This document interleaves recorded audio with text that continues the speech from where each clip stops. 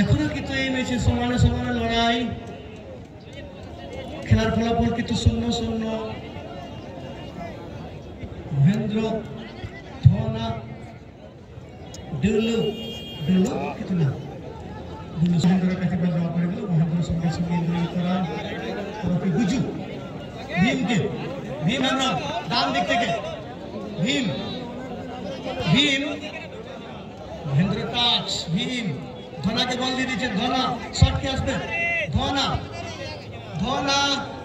বাবলু বল নামিয়ে দিয়েছেন, সেখান থেকে আবার আবার লাকি ক্লিয়ার করে দিয়েছেন। মহেন্দ্র ধনা দিকে দিয়েছেন, কিন্তু সেখানে বাবলু নেই।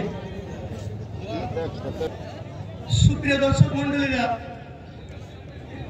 আবার হবে বলছে খেলাটা জমলো না, আবার হবে সত্যি। যেখানে হাতিবাড়ি হালকার স্পোর্টিং এবং মাতো স্পোর্টের বোকার বলে কথা, সেই ধরনের কিন্তু সত্যি হালকা লড়াই আমরা দেখতে পেলাম না। সমানে সমানে লড়াই হলেও আক্রমণ প্রতি আক্রমণ বা সেই ধরনের স্কিল, সেই ধরনের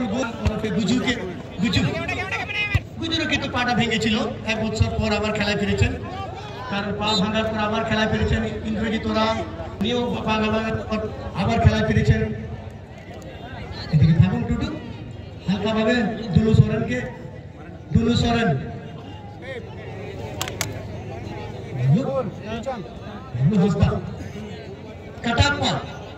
কাটাপ্পা ভাসিয়েছেন হয়ে গেল। এবং এখানে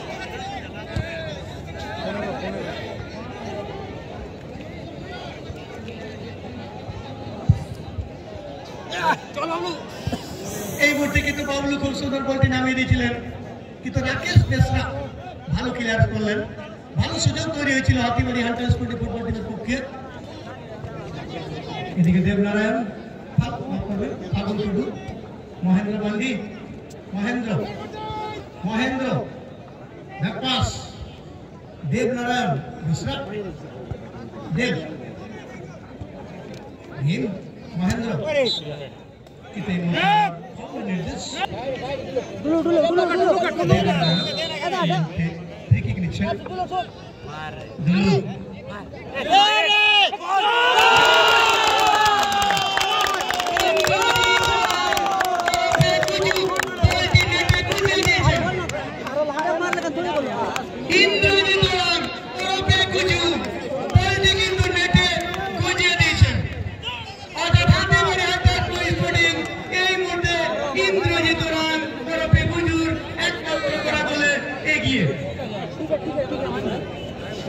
শিবশঙ্কর পিছনে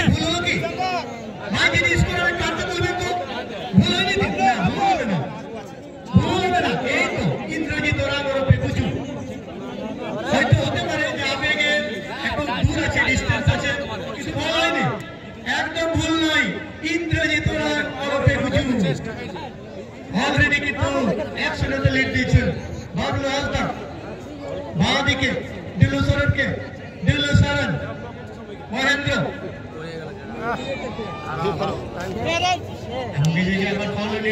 পক্ষে সেখানে কিন্তু নীতিশ ক্লিয়ার করেছেন। আবার ধনা বল নিয়ে চলে যাচ্ছেন মাঠের কোনা।